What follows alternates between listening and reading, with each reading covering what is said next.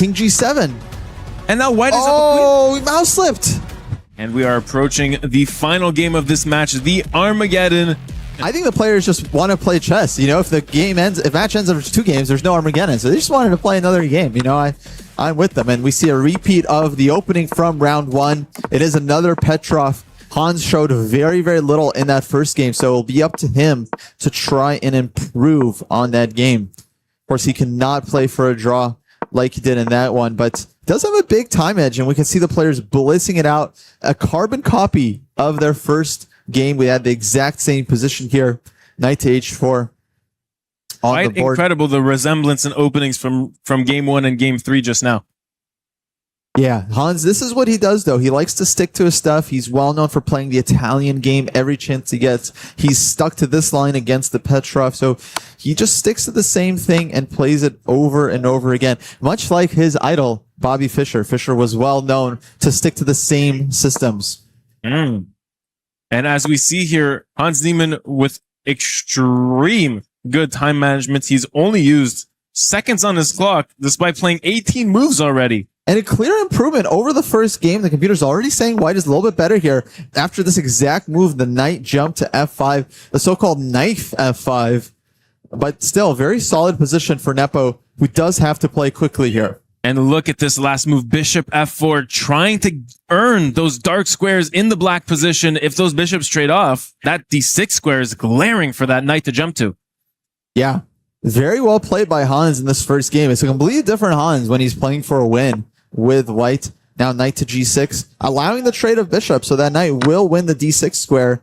But then it'll be up to black to try and play around this knight. But computer giving white nearly a full point advantage at this point. This is crazy domination by the white pieces from basically a normal position. Hans brings his knight to a very nice square on d6, attacks this rook, gains the initiative in this position, and now can bring more pieces in. Seems like Nepo is just kind of still reeling from that first game. I mean, he was so close to winning the match, but now he's got to hold. And f4, not the most accurate move, but a very aggressive one and very logical one. He's starting f5, winning the game on the spot. Now black has to find a way to defend against this threat. Yeah, this powerful f5, pawn to f5 threat, hitting the rook, hitting the knight, a big fork threatened on the board.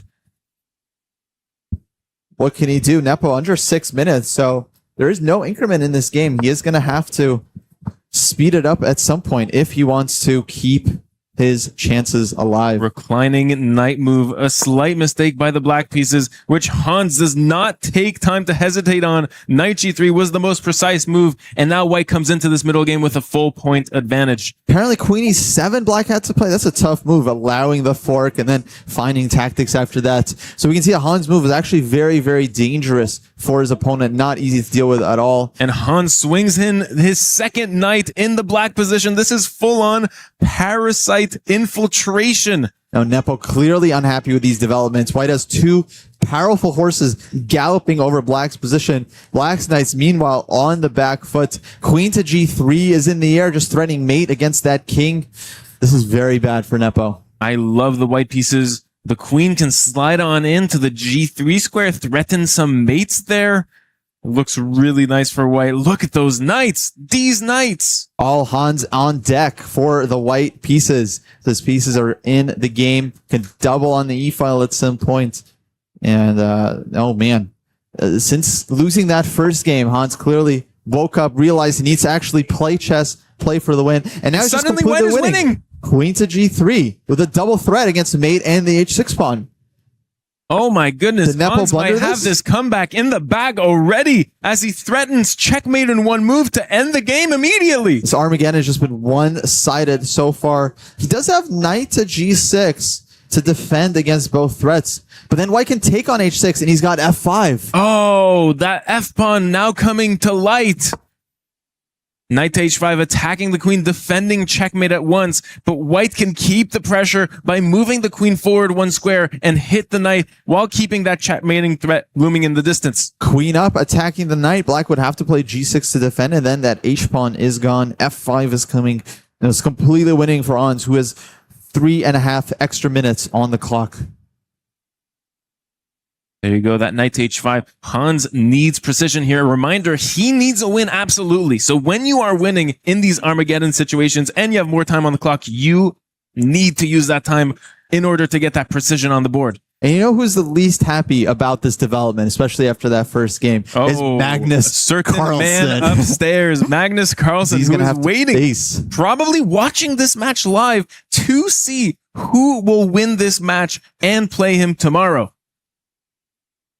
This is going to be very, very difficult save here for Nepo.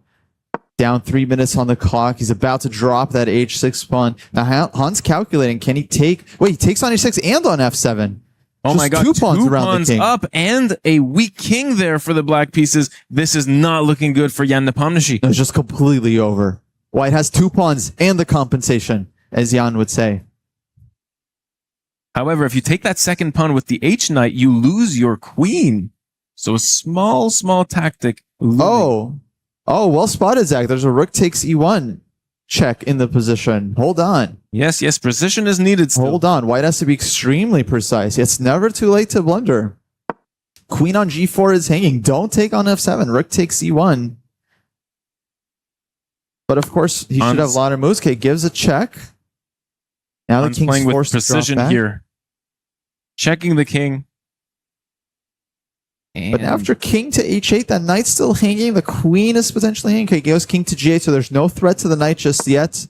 And queen h4, the queen sidesteps, gets out of the way.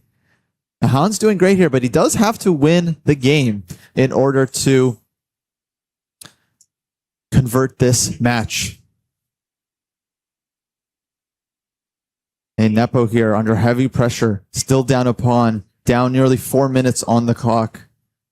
If he loses this match, he'll never hear the end of it. f6, trying to defend whatever squares he can. I do like this move for his practical chances, but oh, Nepo hates himself right now. He's just muttering all kinds of obscenities, I'm sure. He's not happy with this position. He had this match in the bag after game 1 with this very nice queen endgame maneuver. But now...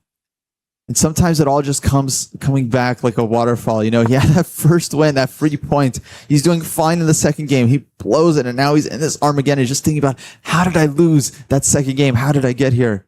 Oh, chess is such a brutal game. Hans putting pressure on this black knight, looking to create further indents in the black king's defending position. Knight g3, love this move, trading off one of black's main defenders here. And black's king is just so weak. That knight on d6, so strong.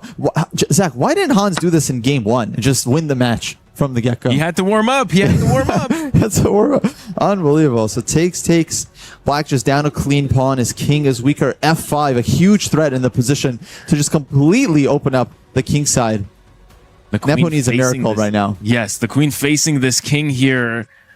The tale of this match here is about Hans Niemann's resistance after that first game and coming back in, winning that second game, and now he basically has a win this third game if he plays consistently well.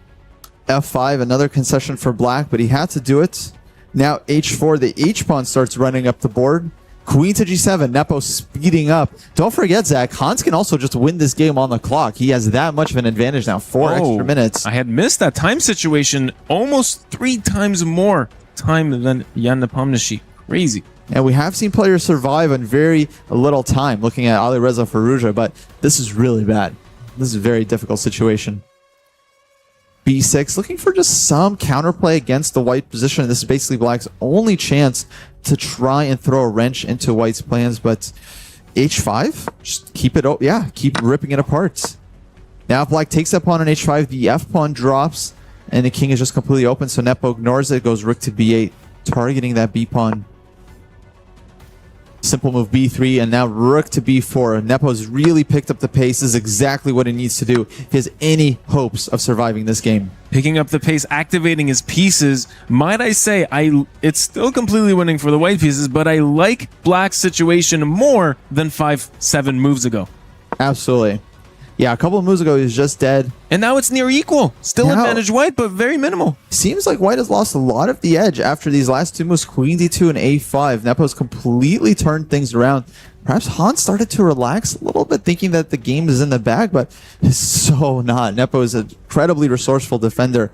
Really, all these guys are. You really got to put them away when you have the chance. Reminder that Nepo needs a win or a draw from this position. So he's very content if he can equalize. 5 here now. Hans has a lot of time. Trades on e6, goes to rook t1. He's still doing incredibly well. He's up a pawn. Black's king is weaker, but Black has never had a better position.